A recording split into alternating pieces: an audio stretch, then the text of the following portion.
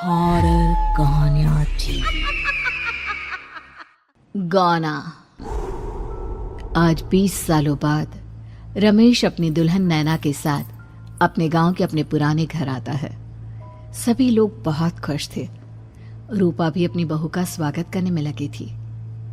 पर ये क्या, रूपा जैसे ही अपनी बहू की आरती उतारने जाती है, अचानक से तेज हवाएं चलने लगती है। घर की लाइट चली जाती है और आरती का थाल का दीपक बुझ जाता है। माँ, ये सब क्या हो रहा है? अचानक से ये मौसम कैसे बदल गया? अरे बेटा, ये गांव है। गांव में अक्सर ऐसा ही होता है। किसी भी वक्त मौसम बदल जाता है और कभी भी लाइट चली जाती है। दीपाली बेटा, किचन से मोमबत्तियां तो ले आ। रूपा के कहने पर दीपाली किचन में मोमबत्ती लेने जाती है।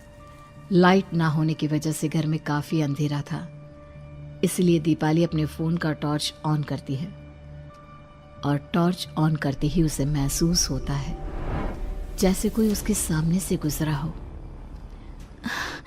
मुझे ऐसा क्यों महसूस हुआ कि मैंने अभी यहाँ किसी को देखा? क्या सच में यहाँ कोई था या ये सिर्फ मेरा वहम था? अरे दीपाली बेटा, मिले कि नहीं मोमबत्ती? हाँ माँ, बस अभी लाती हूँ।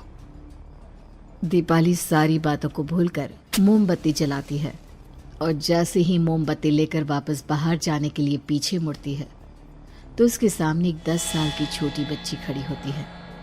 उस बच्ची की एक झलक देखते ही दीपाली डर जाती है और जोर जोर से चिल्लाने लगती है। तभी अचानक से लाइट आ जाती है। दीपाली की आवाज सुनकर शंकर और छोटा भाई पवन उसके पास पहुंचते हैं। क्या हुआ दीपावली बेटा? पापा, मैंने किसी को देखा। दीदी यहाँ पर कोई नहीं है। अंधेरे में वहम हुआ होगा आपको। अब चलो, दरवाजे पर भैया भाभी कब से खड़े हैं। दीपाली भी इसे अपना एक वहम समझकर सबके साथ बाहर चली जाती है, जहां वो लोग अपनी भाभी का स्वागत करते हैं। नैना अपने पैरों से कलश को गिराकर थाल में पैर रखती है और घर के अंदर जाती है।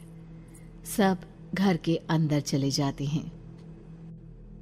भाभी, मैं आपकी ननद नहीं, आपकी छोटी बहन और फ्रेंड की तरह हूँ।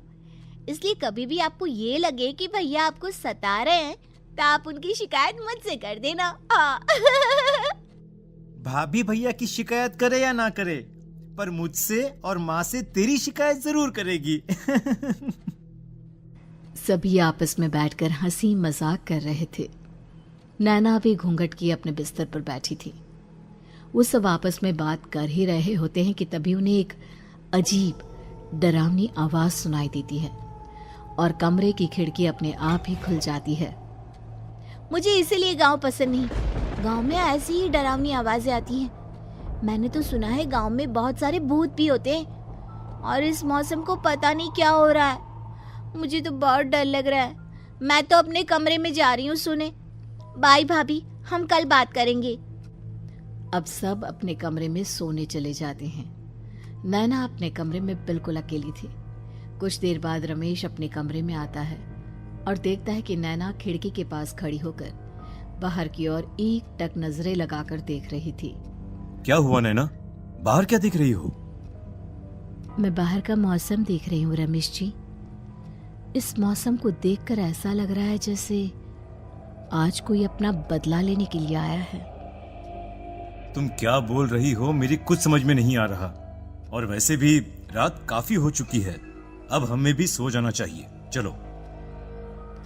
इतना बोलकर रमेश सोने के लिए बिस्तर पर लेट जाता है, पर नैना अब भी खिड़की के पास ही खड़ी होती है। रमेश के सो जाने के बाद नैना अपनी सास के कमरे में जाती है और अपनी सास के पास बैठकर रोने लगती है, जिसे सुन सास की नींद खुल जाती है। बहू, अरे क्या हुआ बहू? तू इतनी रात को यहाँ मेरे कमरे में बैठकर रो क्यों रही है? मम्मी जी, आपने मुझे क्यों नहीं अपनाया? आपको पता है, आपकी वजह से मुझे और मेरे परिवार वालों को गांव वालों के कितने ताने सुनने पड़े। तू मेरी बहू नहीं है? कौन है तू? मम्मी जी, मैं आप ही की बहू हूँ। आपने मुझे अब भी नहीं पहचाना? इतना बोलते ही नैना की आंखें लाल हो जाती हैं। वो जोर जोर से हंसने लगती है। मौसम का रुख बदल जाता है। कमरे की खिड़कियां और दरवाजे अपने आप ही खुलने और बंद होने लगते हैं। देखते ही देखते नैना हवा में उड़ने लगती है और वो अपनी आंखों के इशारे से अपनी सांस को भी हवा में लटका देती है। तेरी वजह से मुझे और मेरे घर वालों को ताने सुनने पड़े। तूने जो पाप किया है, तुझे उस पाप की सजा मिलेगी और अब तेरी इस गलती की सजा तेरा पूरा परिवार भुगतेगा। इस तरह से नैना बड़ी ही बेरहमी से अपनी सास को मार डालती है और आराम से अपने कमरे में जाकर सो जाती है। अगली सुबह जब घर वालों को कमरे में रूपा की लाश मिलती है तो उन लोगों के पैरों तले जमीन खिसक जाती है। कल तक माँ बिल्कुल ठीक थी, फिर अचानक ऐसा क्या हुआ रात को कि माँ हम सबको छोड़कर चली गई। सारी गलती मेरी है। बेटे की शादी की खुशी में मैं ही रात को घर वापस नहीं आया और चला गया अपने गांव के दोस्तों से मिलने। अगर रात को मैं अपनी रूपा के साथ होता तो शायद आज वो हमें छोड़कर न जाती। घर में शोक का माहौल पसर गया था, पर नैना को इस बात से कोई फर्क नहीं पड़ रहा था और ये बात कहीं ना कहीं पवन को भी समझ में आ रही थी। अब ऐसे ही कुछ दिन बीतते हैं और 1 महीने के अंदर ही अंदर शंकर की भी मौत हो जाती है। पहले माँ छोड़कर चली गई और अब पिताजी। क्या हो गया है हमारे घर को? पता नहीं किसकी नजर लग गई है। भैया ये घर सही नहीं है। हम जब से इस घर में आए हैं कुछ न कुछ बुरा ही हो रहा है। हमें यहाँ से वापस शहर चले जाना चाहिए। जहाँ रमेश, दीपाली और पवन का रो रो कर बुरा हाल था, वहीं नैना अपने कमरे में बैठी आराम से मेकअप कर रही थी। दीदी मुझे तुमसे कुछ बात करनी है। मुझे लगता है कि इन सब के पीछे भाभी का हाथ है। पवन तू ये सब क्या कह रहा है? तू होश में तो है ना? अगर भैया भाभी ने तेरी ये बकवास बात सुन ली तो उनके दिल पर क्या गुजरेगी? तू भाभी पर इतना बड़ा इल्जाम कैसे लगा सकता है? दीदी आप खुद ही देख लो ना। हम जब से इस घर में आए हैं सब कुछ बदल गया है। शादी से पहले नैना भाभी ऐसी बिल्कुल नहीं थी, पर अब वो किसी से बात नहीं करती। ज्यादातर अकेले अपने कमरे में ही रहती है और कभी उनसे बात करो भी तो न जाने कैसी अजीबोगरीब तरह की बातें करने लगती हैं। तू पागल हो गया है। आप समझती क्यों नहीं है दीदी? देखो ना, हमारे घर में मौत का सिलसिला शुरू हो गया है, पर भाभी को कोई फर्क नहीं पड़ रहा। वो अभी भी मेकअप कर रही हैं, आराम से खाना खा रही हैं। और दीदी आपको पता है, जिस रात माँ की मौत हुई थी ना, उस रात मैंने भाभी को माँ के कमरे में जाते हुए देखा था। पवन की बातें सुन अब दीपाली के मन में भी शक पैदा होने लगता है और वो इस बारे में रमेश से बात करती है। रात को सब साथ में बैठकर खाना खा रहे थे, तभी कौन हो तुम और तुम ये सब क्यों कर रही हो? क्यों सबकी जान ले रही हो? रमेश जी, ये आप क्या कह रहे हैं? मैं भला मम्मी जी पापा जी की जान क्यों लूंगी? मैंने कब कहा कि तुमने माँ पापा की जान ली? नैना, तुम तो मेरी पत्नी हो, तुम थोड़ी किसी को मारोगी। नैना, तुम नैना ही हो ना? रमेश की ये बात सुनते ही नैना खाना छोड़कर गुस्से में सबको देखने लगती है। नैना की गुस्से भरी आंख को देखकर तीनों भाई बहन डर जाते हैं। तभी नैना जोर जोर से हंसने लगती है। मैं तो हूँ आपकी पत्नी गौरी। गौरी का नाम सुनते ही रमेश के होश उड़ जाते हैं। आखिर कौन है ये गौरी? क्या है इस घर और घर वालों का राज?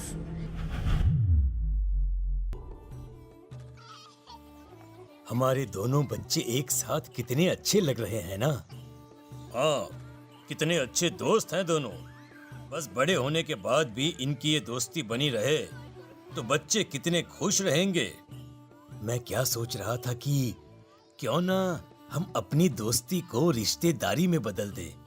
मैं अपने बेटे रमेश की शादी तेरी बेटी गौरी से करना चाहता हूँ।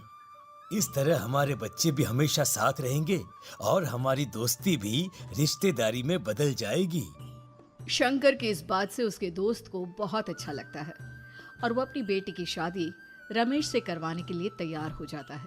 बहुत जल्द दोनों परिवार मिलकर बचपन में ही रमेश और गौरी की शादी करा देते हैं। अरे शंकर, अपने बच्चों की शादी करवा कर हमने अपनी दोस्ती को रिश्तेदारी में बदल तो लिया, पर मैं चाहता हूं कि अपनी गौरी का गौना 2 साल बाद करूं, ताकि वो थोड़ी समझदार हो जाए। अरे हाँ दोस्त, बिल्कुल, हमें कोई दिक्कत नहीं है। इसी तरह समय बीतने लगता है। समय के साथ शंकर का कारोबार तरक्की पकड़ लेता है और 2 साल बाद शंकर अपने पूरे परिवार के साथ शहर में शिफ्ट होने की तैयारी कर लेता है। जब यह खबर उसके दोस्त को पता चलती है तो वो शंकर से बात करने उसके घर जाता है। शंकर, 2 साल पूरे हो चुके हैं और अब तू शहर भी जाने वाला है। मैं सोच रहा था कि तेरे शहर जाने से पहले गौरी का गौना कर दूं, ताकि तू अपनी बहू को अपने साथ लेकर जा सके। ये तू कैसी बातें कर रहा है? रिश्तेदारी बराबरी वालों से होती है, और वैसे भी अब मेरा बेटा या मेरा परिवार कोई भी इस रिश्ते को नहीं मानता। ये तू कैसी बातें कर रहा है दोस्त? जब हमने अपने बच्चों की शादी करवाई थी तब हम दोनों ही एक बराबर थे। पिछले 2 साल में तेरा कारोबार थोड़ा सा अच्छा क्या चल गया तो पुराने रिश्ते ही तोड़ देगा। देख भाई, ऐसा मत कर। अगर तूने मेरी बेटी को अपनी बहू के रूप में नहीं अपनाया तो कोई भी मेरी बच्ची से शादी नहीं करेगा। अरे उसकी जिंदगी बर्बाद हो जाएगी। यार देख, वैसे भी बाल विवाह तो कानून मान्यता नहीं देता, फिर मैं कैसे दे दूं? तू अपनी बेटी के बड़े होने पर उसकी शादी किसी दूसरे लड़के से करवा देना। वैसे भी तब तक ना उसे और ना ही गांव वालों को ये बात याद रहेगी। मेरे बेटे को बख्श दे मेरे भाई। इस तरह से शंकर अपने दोस्त के परिवार और गौरी को गांव वालों के ताने सुनने और जिल्लत से भरी जिंदगी जीने के लिए छोड़ अपने परिवार वालों के साथ शहर चला जाता है। अरे इनकी गोरी में ही कोई दोष होगा, तभी तो लड़के वालों ने इनकी बेटी को अपनी बहू के रूप में नहीं अपनाया और उसको यहाँ छोड़कर शहर चले गए। अब कौन थामेगा ऐसी लड़की का हाथ? अरे पता नहीं कैसा आदमी है जो गांव वालों के इतने ताने सुनकर भी सर उठाकर गांव में चल रहा है। अरे अगर मेरी बेटी के साथ ऐसा हुआ होता ना तो मैं तो शर्म के मारे मर ही जाता। हाँ, दिन रात लोगों की नजरों में अपने लिए ग्रहण देख और सबके ताने सुन सुन अब गौरी के पिता हिम्मत हारने लगते हैं और एक रात गौरी के माता पिता खुदकुशी कर लेते हैं। ये सदमा गौरी भी सहन नहीं कर पाती और उसकी भी मृत्यु हो जाती है। तुम्हारे परिवार की वजह से हम लोगों ने अपनी इज्जत और जान गंवाई। इसका बदला तो तुम्हें चुकाना पड़ेगा, वो भी अपनी जान देकर। हंसते हुए अब नैना हवा में उड़ने लगती है। नैना अब पूरी तरह से बदल चुकी थी। गौरी की आत्मा उसके शरीर पर हावी हो चुकी थी। उसकी आंखें सफेद, पैर उल्टे, चेहरा काला और बाल बिखर गए थे। अब गौरी अपनी शैतानी शक्तियों से घर के हर कोने को अपने काबू में कर लेती है और सीधी दीवार पर जाकर चिपक जाती है। मुझे अपना बदला चाहिए। बदला लूंगी मैं तुम सबको खत्म कर दूंगी। गौरी इतनी तेज चिल्ला रही होती है कि उसकी आवाज से घर के सारे कांच टूट जाते हैं। सामान इधर उधर गिरने लगता है और ये सब देखकर तीनों भाई बहन के होश उड़ जाते हैं। बचाओ, भागो भागो। उन तीनों को अपनी जान बचाने के लिए यहाँ से वहां भागता देख गौरी जोर जोर से हंसने लगती है।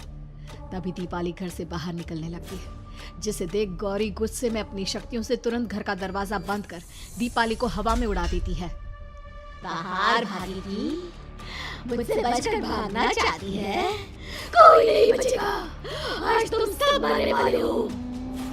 अचानक घर में भूतिया आवाजें गूंजने लगती है, तेज हवाएं चलने लगती हैं। सोफा, टेबल, कुर्सी सब हवा में उड़ने लगता है। ये सब देखकर रमेश, दीपाली और पवन की रूह कांप जाती है।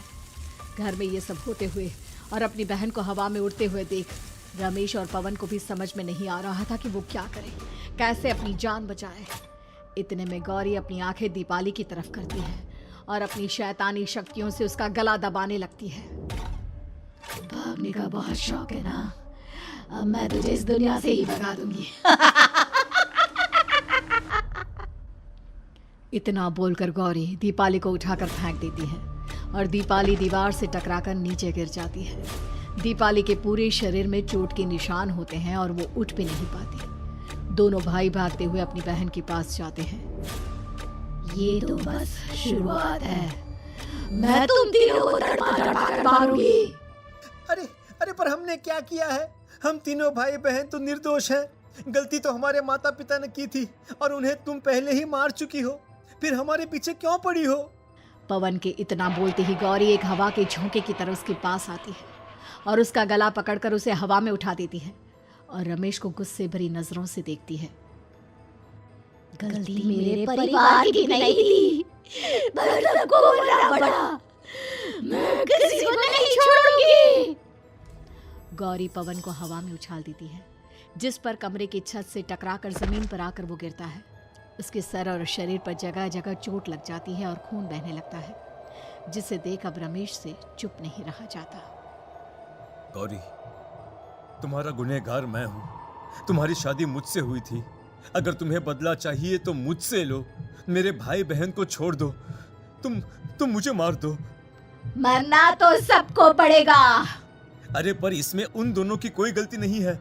प्लीज, मैं मानता हूँ कि तुम और तुम्हारे परिवार के साथ जो कुछ भी हुआ वो गलत था, पर गौरी, मैं प्लीज मेरे भाई बहन को छोड़ दो। उन्हें तो इस बात के बारे में कुछ भी पता नहीं है। उनका इस सबसे कोई लेना देना नहीं है। तुम और तुम्हारा परिवार यही चाहता था ना कि मैं तुम्हें अपना लूं। उस समय मैं बच्चा था, मेरे पास इतनी समझ नहीं थी, पर आज मैं तुम्हें तुम्हारे इसी रूप में अपनाता हूं। मेरे साथ जो करना है कर लो, बस मेरे भाई बहन की जान बख्श दो उनकी जान। रमेश की ये बात सुनकर गौरी का गुस्सा थोड़ा शांत होता है। ठीक है, मैं तुम्हारे भाई बहन को नहीं मारूंगी, पर तुम्हें मरना होगा और तुम्हारी आत्मा को मेरे साथ शादी करनी होगी।